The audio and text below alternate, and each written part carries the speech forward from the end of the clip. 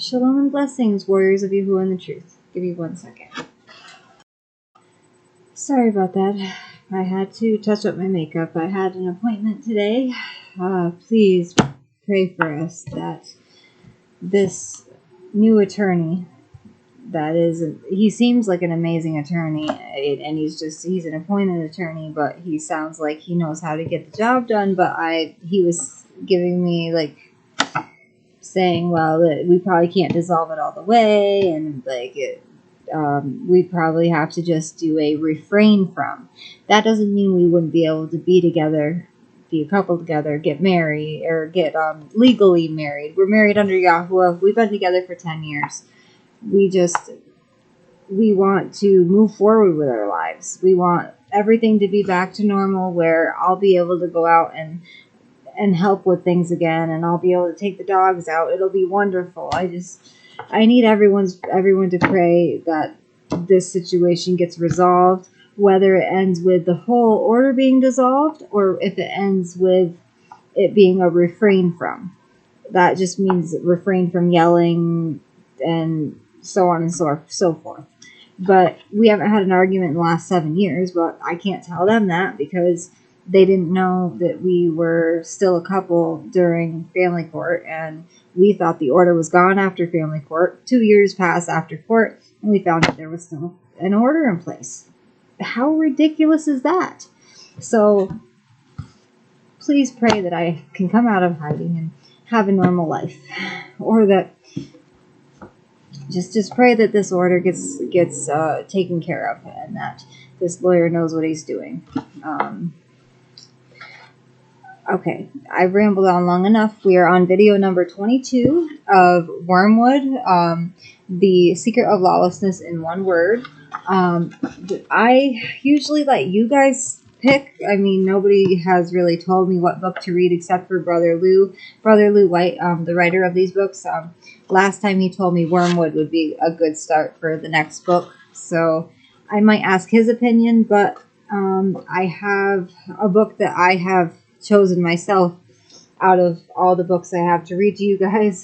2, 4, 6, 7, 8. I have 8 more books to read to you guys that are from Brother Lou White, and 7 from Brother Lou White and 1 from another author. And I showed it to you guys before. It's a smaller book, like this big. But this one is called Torah Zone. We do not wrestle against flesh and blood. The dragon fights those who obey the commandments. This one I thought would be a great start for our next book. How do they sell lawlessness so successfully? Confusing justification with obedience of the Torah, those selling lawlessness succeed in promoting the will of the dragon. I'm just reading you guys the back cover, just so you guys have a little bit of background on this book before I decide for sure to read this one or The Last Magisterium as our next book. When we choose to stop living under the teaching authority of men and to live by what is written in Yahuwah's word, we lose friends, family, and much more. We trust in the armor of Yahusha himself as we are persecuted with all the dragon can throw at us. I'm living testament to that. He's thrown a lot at me. In Yahusha's strength, we stand firmly in our steady foundation and overcome the mind games with "It is written." The dragon fights against us because we guard the commandments of Yahuwah and hold to the testimony of Yahusha. Revelation 12:17. So just let me know in the comments, guys, if you want me to read Torah Zone next, or I have a few other options here. Last Nazarim, Truth or Tradition, Who is Allah, Magisterium, Nimrod, Yahuwah, that is my name, and The Return of Yahusha. The Nimrod book is Nimrod's Secret Identity, and The Enemy Unmasked is by a different author. Okay, sorry I took up so much of the intro to this video. I just wanted to get you guys prepared for the next one because we are almost through with the lessons from Wormwood. But you guys can let me know in the comments which book you think I should read next. The Last Nazarene was bestseller for alternative religion in on Amazon's bestseller list. So I was thinking about doing that one next, but I'm not sure if I should do that one or Torazone. Just please let me know. I love you all, and I value your opinions. Okay. The Magisterium controls beliefs. Babel's controlling authority over what people believe and practice evolved into the totalitarian magisterium the world calls the Roman Catholic CHURCH, or circus. It has always been here since the beginning of Babel, but has gone by many other names. The most recent form of this beastly world government grew from its Roman roots, which openly worshipped the sun deity of Apollo Sol Invictus. Constantine merged or synthesized diverse sun-worshipping bodies together into a universal pattern of behavior. Mithraism, Zoroastrianism, Hinduism, and Manichaean customs were blended into a new mold, and these pagan forms of witchcraft came together into a new shape. Sun worship has shape-shifted and can still be found where there are pillars, crosses, solar symbol, and meetings in the morning on the day of the sun, or Sunday. And I did a series on the book it's going to mention here. I did a video series, I think last year it was. The book Sunday Origins has more on this. And I'll leave the link in the description box. I think I forgot to do that last time. I apologize. This beastly world order channels Babel's power in 3 divisions: clergy, nobility, and laity. It has been so since the days of Nimrod, the great architect of the world order. This magisterium is Babel going under another name. And all the reigns of the earth are controlled as surely as a beast is controlled by a ring in its nose. Babel's world government poses as a religious institution. Over the centuries, it has set up a list of dogmas and requires its adherents to accept them with absolute devotion. This beast behaves like a chameleon, adopting the practices and symbols of indigenous populations and changing their meanings. Behind all the symbols and practices is the ancient religion of Babel, sun worship and the worship of the hosts of heaven. This organization considers itself the only path to salvation.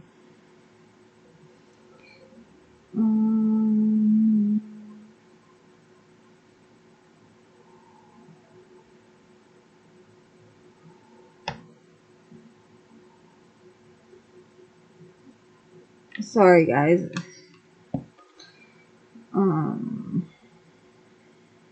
Through its dogmas. Okay, sorry, I was reading a comment. Sun worship and the worship of the hosts of heaven. This organization considers itself the only path to salvation through its dogmas. Salvation is understood to be solely through the dispensation of 7 sacraments, available exclusively through the priesthood of the one true Mother CHURCH, or circus. Huh? It's really hot out. Yeah. Also, yeah, I could hardly talk in a roof. Oh. Yeah, I felt like I was going to pass out. I don't like that. Failure to believe in any one dogma is grounds for excommunication. For many centuries, those who resisted the authority of this Mother CHURCH were burned at the stake as heretics, while the real witches got away.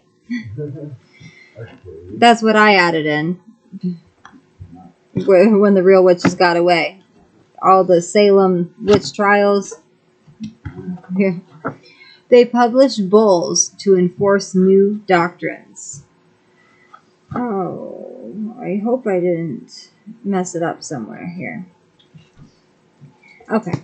Witchcraft is as witchcraft does. I don't have to obey, just believe something? Rebellion is not repenting.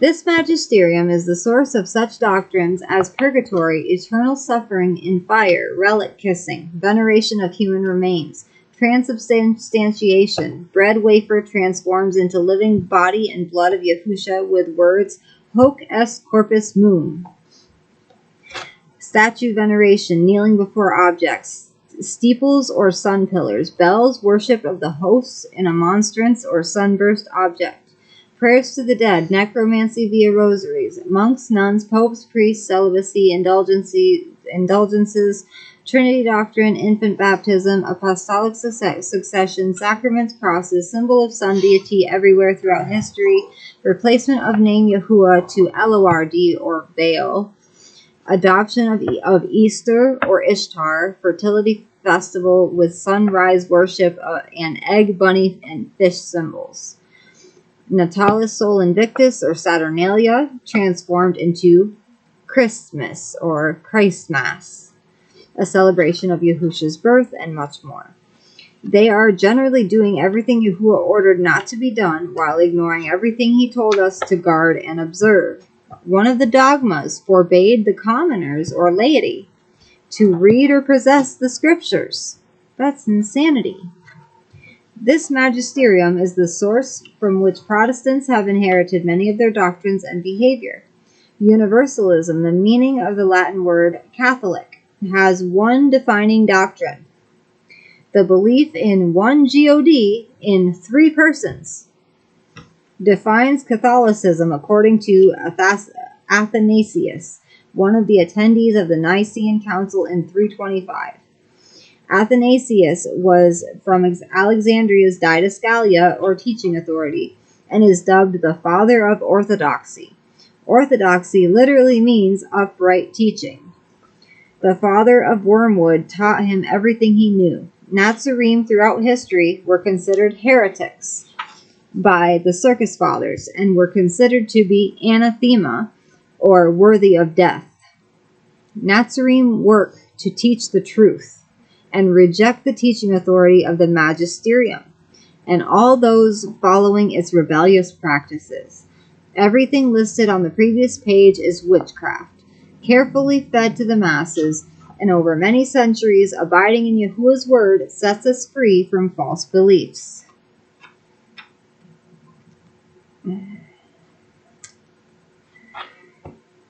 The tendency for us to make judgments about what others believe became a totalitarian magisterium the world calls the Roman Catholic CHURCH, or circus.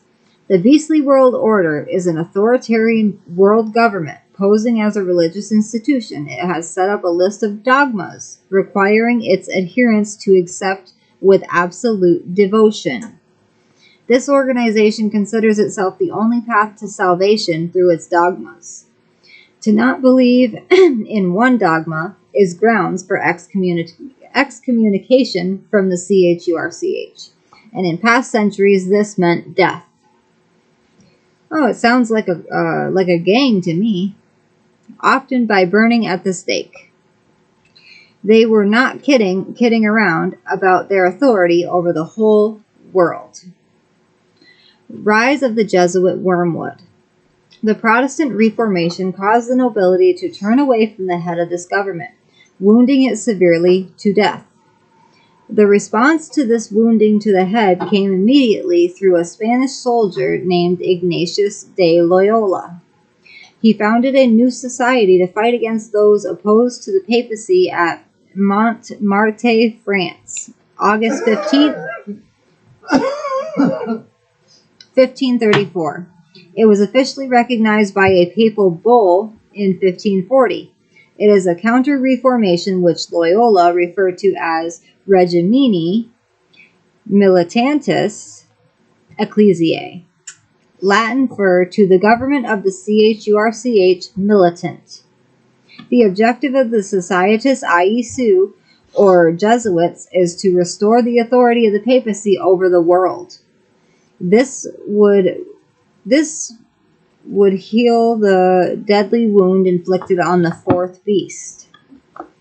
That's a kind of bull I haven't heard in a very long time. Sounds like Wormwood to me. They literally just make stuff up.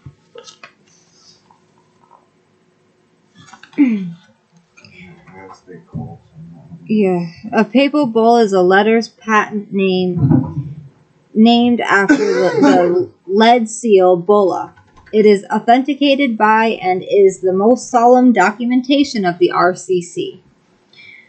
Let me see here.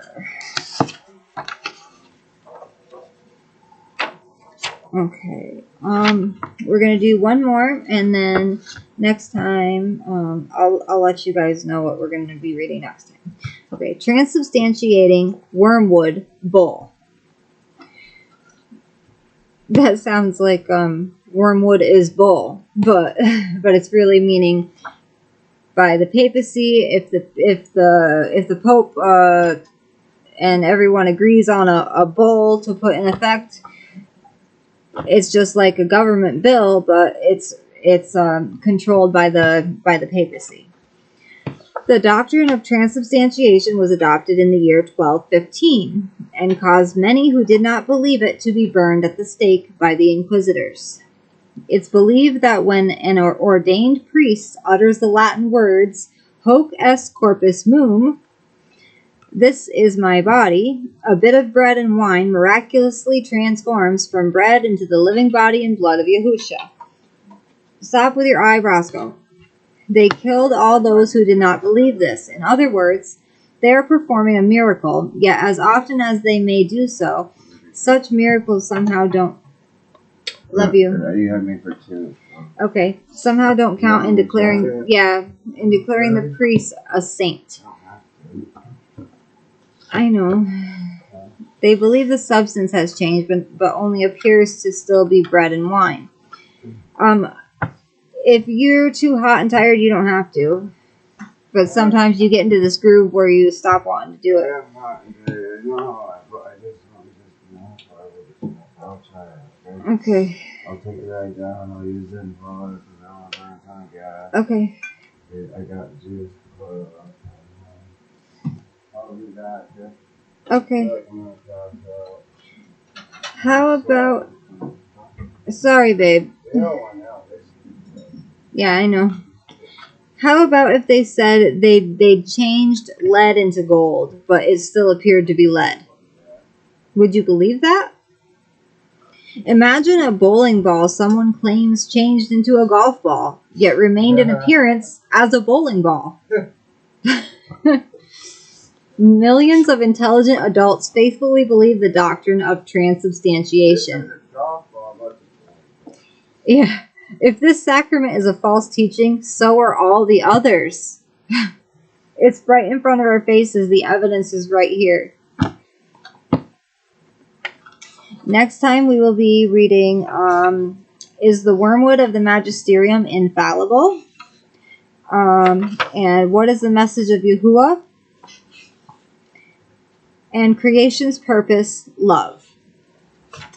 I hope you guys enjoyed the lesson. We are on page 83 now, and there's 110 pages in here. So we should be done this book pretty soon. That's why I was asking what book you guys want me to start with next time. I do, but the teacher gave me way extra time. Okay, so I hope you guys. It's okay. I hope you guys enjoy the lesson. Torah Rabbah Abba Yahuwah Torah Rabbah Abba Yahuwah Hallelujah Hallelujah Hallelujah. Baruch Haba Hashem Yahuwah. Shalom and blessings. I love you. Hope everyone has a good day. We love you all. Oh, yes, and Shavuot. So everyone have a blessed Shavuot. Wear Wear your white clothes and and get ready for the wedding of Yahusha, the wedding feast. I love you all. Shalom and blessings. Love you, baby.